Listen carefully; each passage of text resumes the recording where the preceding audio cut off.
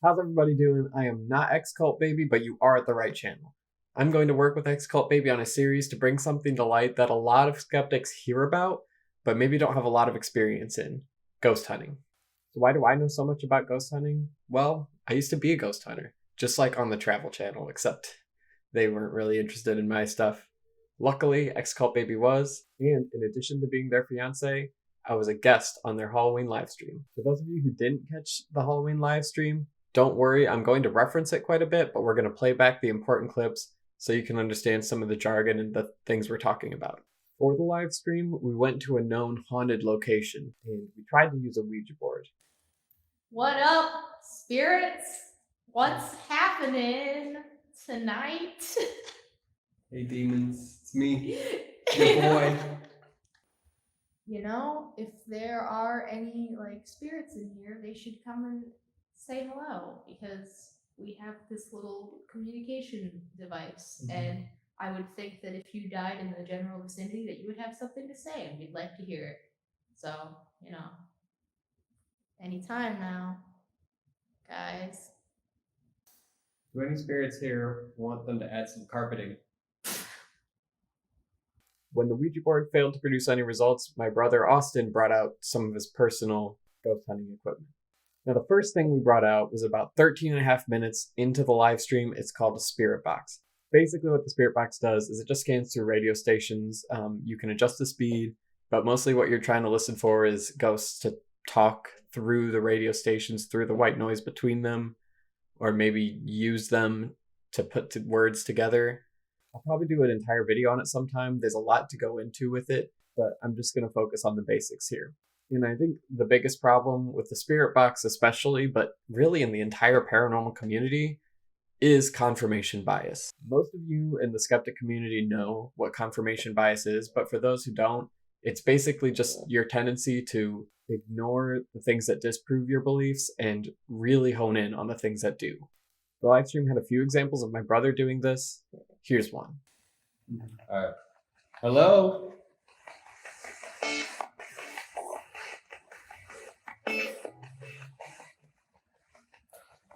Who is here that would like to talk to us? I am.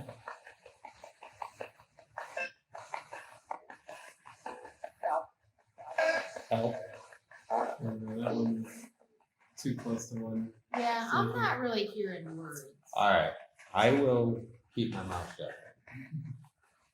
Go ahead and listen to that again. I mean, does that really sound like somebody saying, I am? That would like to talk to us. I am. Admittedly, my brother would probably dismiss this when he's reviewing it, but usually when you're on an investigation, you don't have time to really go over every single thing that you just tried to capture. You really just have to go with what you think you have. However, some people have shown me audio clips much worse than that and expected me to hear the same thing as them.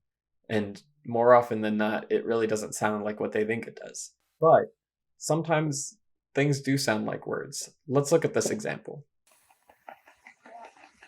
Can you try to talk through there? Can you try to move that board that they're putting their fingers on?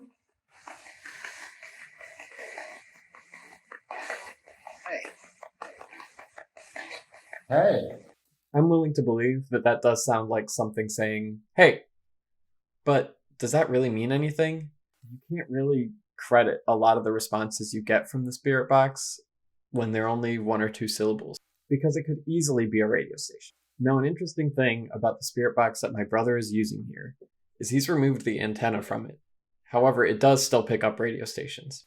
Usually when a group does this, it significantly reduces the number of stations that you pick up, but it's still enough that you should really question most of the responses you get.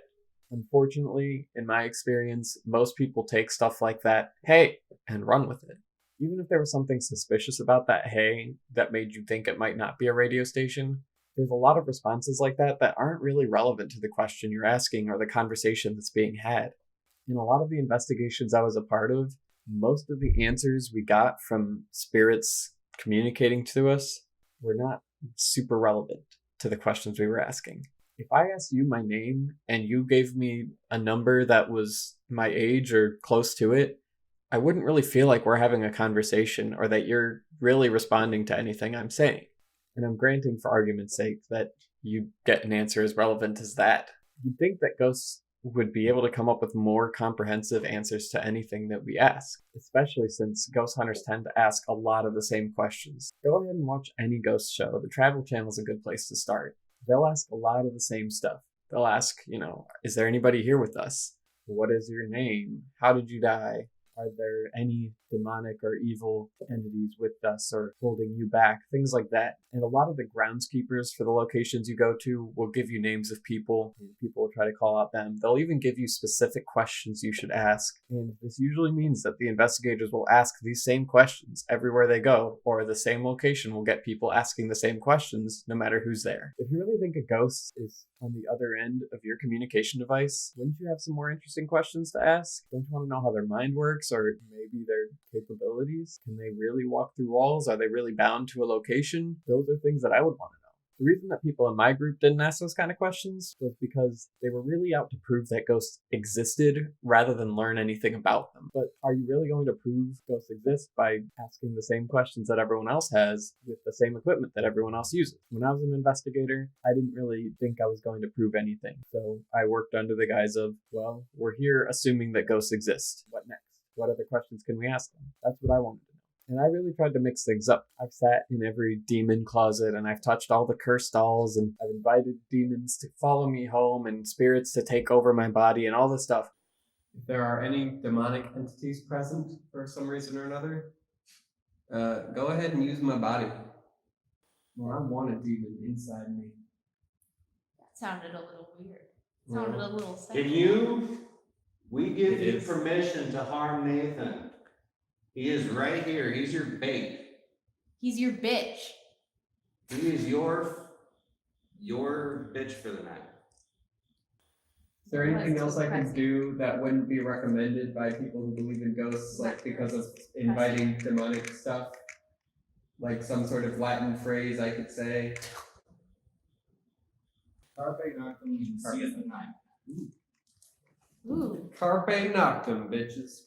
And my life is not bad enough to have required supernatural intervention to make it that way. In fact, it's pretty good. Really, I didn't see any negative consequences to stuff like that. You'd be surprised, though, how terrified people are of doing those things, especially Ouija boards. And part of the reason we did that live stream, at least part of the reason I did it, was to show people that there's really nothing to be afraid of. I've been told by other investigators that people who use Ouija boards have been attacked by demons or evil spirits, but I've never met anybody who claimed that happened to them. I've never read any accounts of that. I'm sure they're out there and I'm interested in them, but there's never been a story that's been not only compelling on its own merit, but backed up by any real evidence to where I would believe it, or at least to where I believe that there was a demon involved. And that's one of the reasons X-Cult Baby and I are putting this series together, to help people stop being afraid of such mundane things, or maybe to help them stop spending money on devices that don't really make sense. If you believe in ghosts, I'm not even trying to tell you that you shouldn't believe in ghosts, or that they definitely don't exist. I do want to say that I don't believe the generally accepted view of what spirits are or how they would work by the paranormal community does not make sense. Yet still,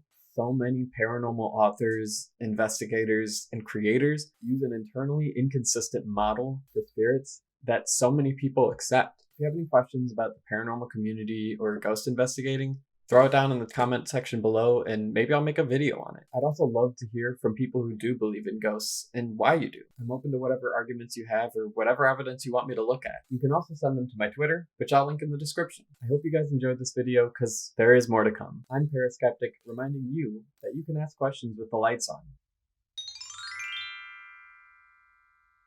Can you tell us why you don't want to talk to us? Are we giving you bad vibes? Are we just pissing you off or what? Are you just introverted? Need some me time?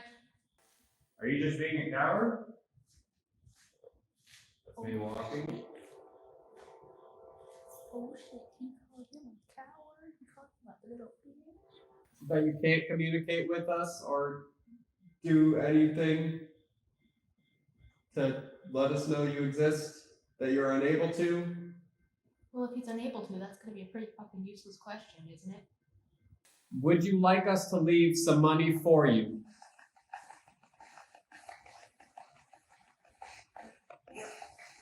Yeah. Or here, or yeah. How much? He wants that cash. What happens if we don't leave? One eternity later. Kind of sounds like you're not going to do jack shit, huh? Yeah, and if any like malevolent spirits are here and you want to follow me home, that's cool. Thanks for watching. If you enjoyed this video, don't forget to click like, leave a comment letting me know what you think, subscribe and ring the bell to see more from me in the future, and share this video with anyone who might enjoy it. Social media links and my email address are in the description if you want to contact me or follow me on any other platforms. An extra special thanks to all of my patrons. I really appreciate your generosity and support. I just don't know